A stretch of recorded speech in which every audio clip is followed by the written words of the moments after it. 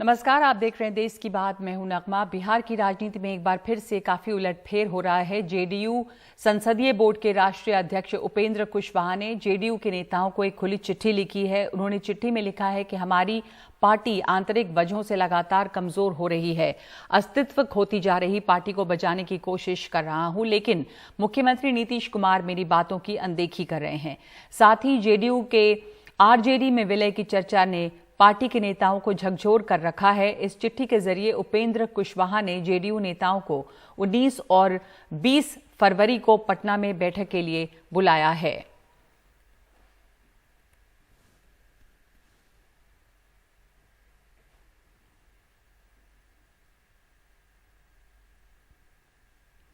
JDU के राष्ट्रीय अध्यक्ष ललन सिंह ने उपेंद्र कुशवाहा के आरोपों को गलत बताया है। अलग अलग वो कार्यक्रम कर रहे हैं। ये तो उपेंद्र कुशवाहा जी बताएंगे ना। उपेंद्र कुशवाहा जी बताएंगे कि उनकी क्या मंशा है, वो क्या चाहते हैं। पार्टी से अगर किसी को कोई शिकायत होती है तो वो पार्टी के फोरम पर बात करते हैं, अगर उनकी मंशा साफ होती है तो। लेकिन कोई अगर सार्वजनिक तौर पर पार्टी की बात कर रहा है तो इसका मतलब है कि कहीं ना कहीं कुछ मामला है। तो अब ये तो वो बताएंगे ना कि उनके मन में क्या है, उनकी क्या इच्छा है, भविष्य की उनकी क्या रणनीति है, ये वो बताएंगे।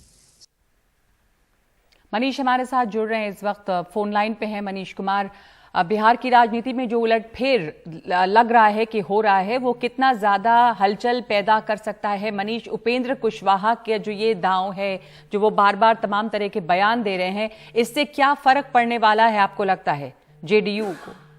देखिए, जेडीयू जो पार्टी है, कोई भी जो क्षेत्रीय पार्टी होती है, उसके जो सुप्रीमो होते हैं वो सर्वे सर्वा होते हैं। सुप्रीमो जहां जाते हैं, अभी तक जो क्षेत्रीय पार्टियों का रिकॉर्ड रहा है कि जहां जहां उनके सुप्रीमो जाते हैं वो वैसे वैसे उनका आधारभूत वोट जाता है। इन पार्टियों में नंबर 2, नंबर 3 का कोई ऐसा खास प्रभाव नहीं देखा गया।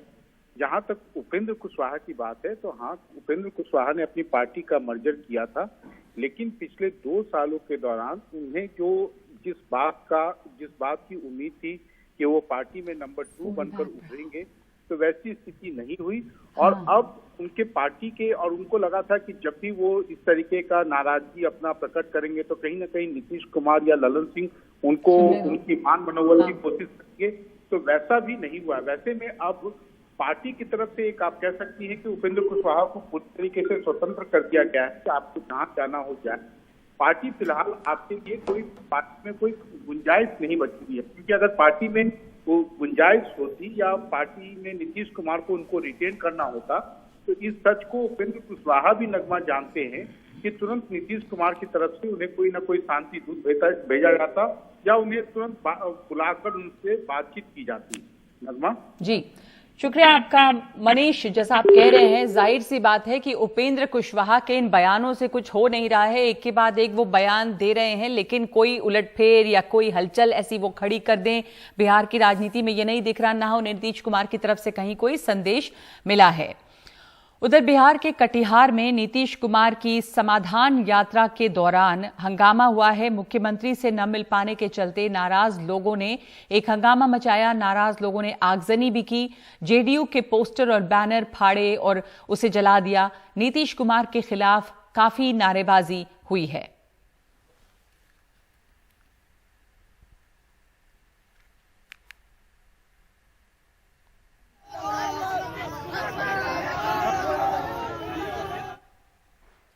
बिहार के सीवान में एक दर्दनाक हादसा हुआ है।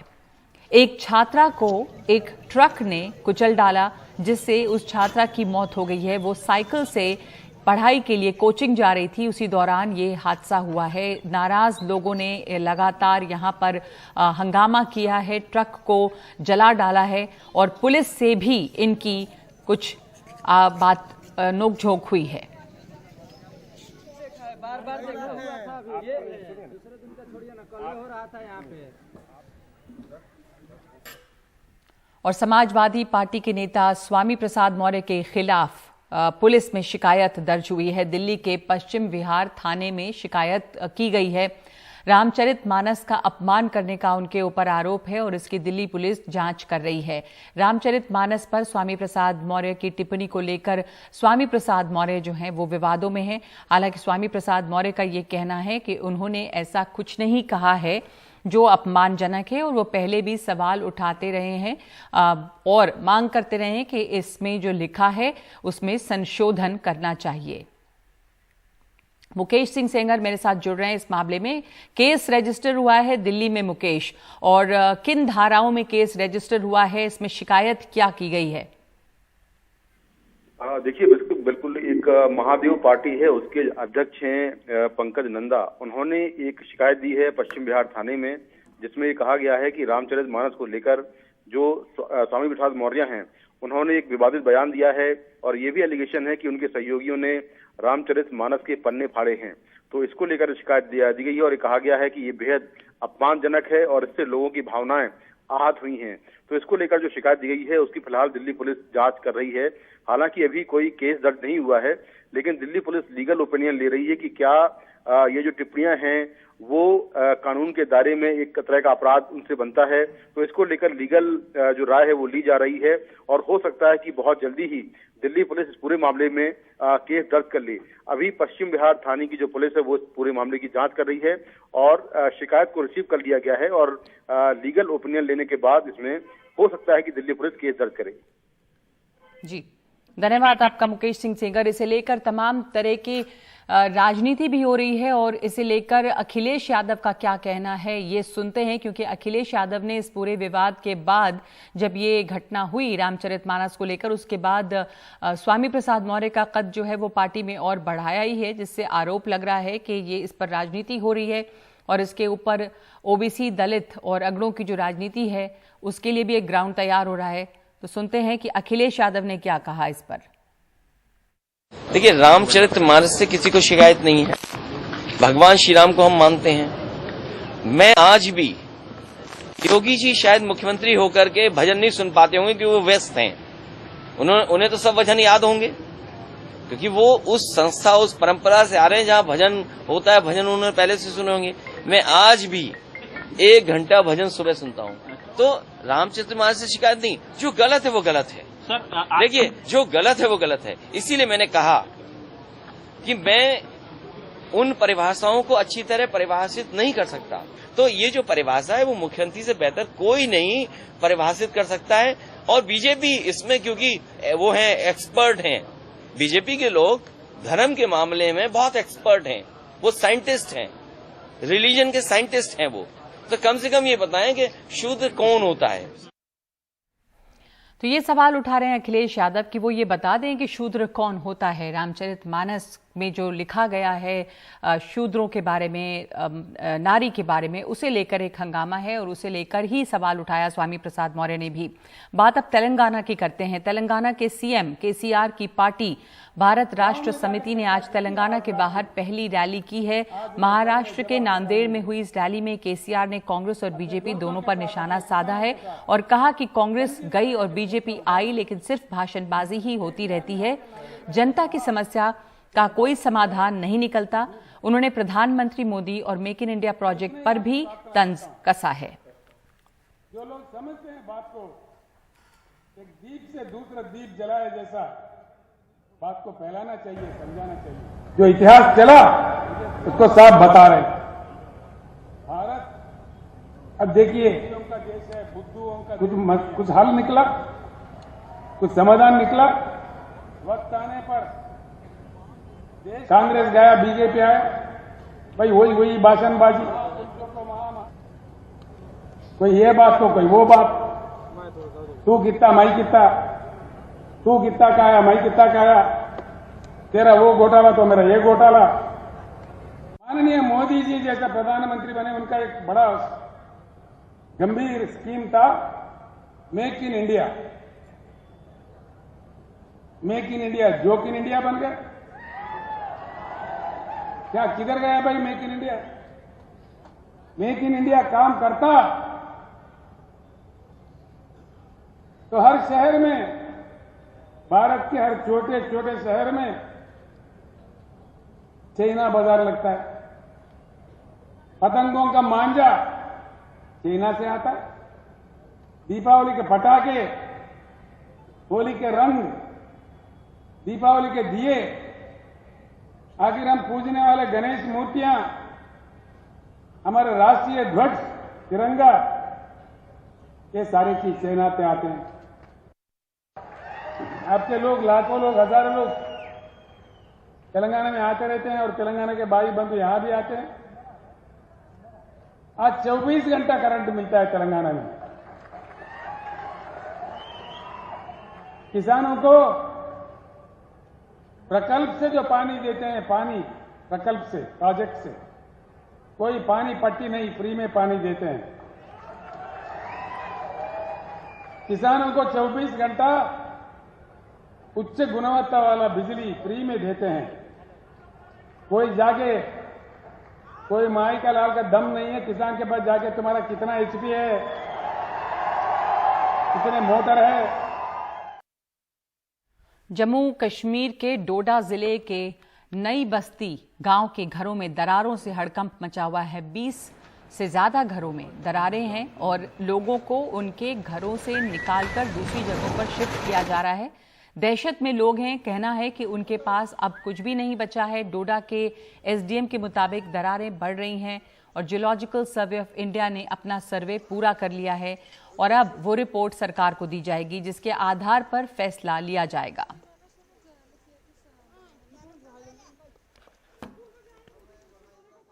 परेशानी ठंड में तो भटक रहे हैं हम, इतनी ठंड है। ठंड में तो देखो, ठंड तो बर्दाश्त की हमने, तो जो हमें डर लग रहा है रात को, छोटे छोटे बच्चे हमारे पास, तो आज शिफ्ट कर रहे हैं स्कूल के लिए। स्कूल 20 तारीख स्कूल है, वहां से भी निकाल दे, हम कहाँ जाएं। हम ये अपील करते हैं गवर्नर साहब से, हमें कहीं रकबा दिया जाएगा, हम कहीं वहां पे शाड शूट कुछ भी टेंट लगा के अपने बच्चों को वहां पे रख सकते हैं हम।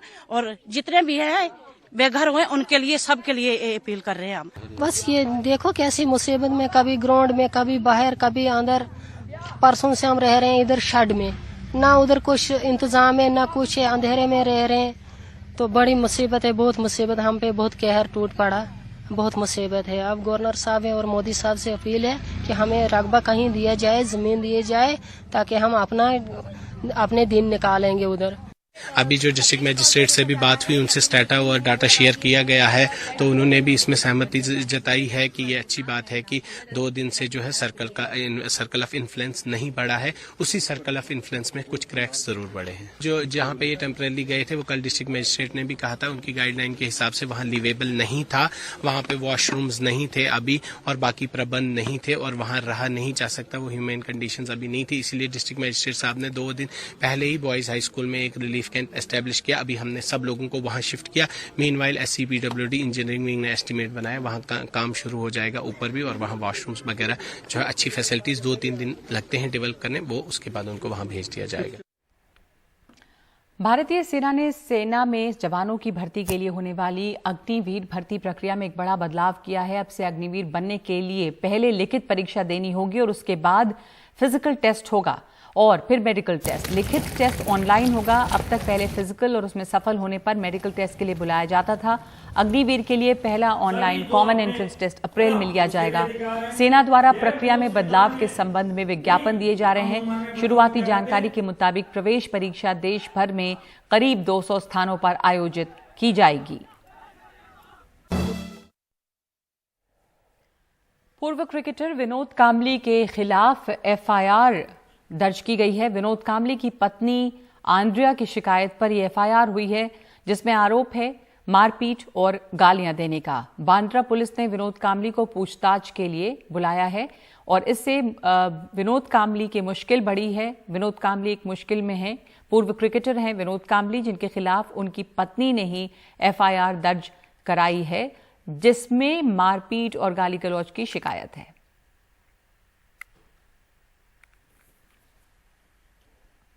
तो इनके ऊपर FIR दर्ज हुई है और उसके बाद पूछताछ के लिए इन्हें बुलाया गया है विनोद कांबली को। इस वजह से इनकी मुश्किल बढ़ सकती है।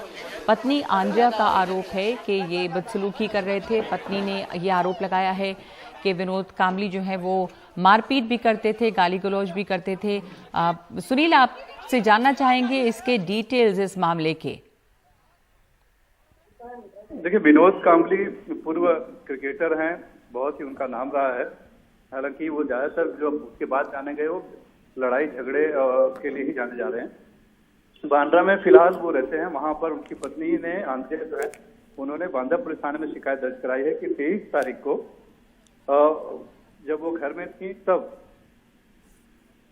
शराब के नशे में थे विनोद कांबली, और उस दौरान उन्होंने उनसे गाली गलौज की, और जब विरोध किया बच्चों ने और आंधिया ने खुद, तब वो नाराज होकर वो फ्राई पैन का जो हैंडल था घर में टूटा हुआ था उससे उन्हें फेंक के मारा, जिससे आंधिया को चोट पहुंची। और फिर आंधिया और इससे आंधिया फिर उसके बाद भाभा अस्पताल गई, वहां उन्होंने मेडिकल कराया, और मेडिकल कराने के बाद उन्होंने मामला दर्ज कराया है बांदा पुलिस थाने में। पुलिस ने मामला दर्ज कर लिया है FIR, और अभी विनोद कांबली को पूछताछ के लिए बुलाने के लिए 41A की नोटिस दी गई है, और उनसे पूछताछ के बाद फिर अगला कदम उठाएगी पुलिस का, ऐसा कहना है। ठीक है सुनील, आप बता रहे हैं कि 41A की नोटिस दी गई है, इनको धारा 41A के तहत इन्हें यहाँ पर पेश होना होगा, उनसे पूछताछ की जाएगी क्योंकि पत्नी ने इनके ऊपर आरोप लगाया है। विनोद कांबली अपने जमाने के मशहूर क्रिकेटर रहे हैं। विनोद कांबली अलग अलग वजहों से खबरों में भी आते रहे हैं। अब उनकी पत्नी के आरोप के बाद FIR उनके खिलाफ दर्ज की गई है।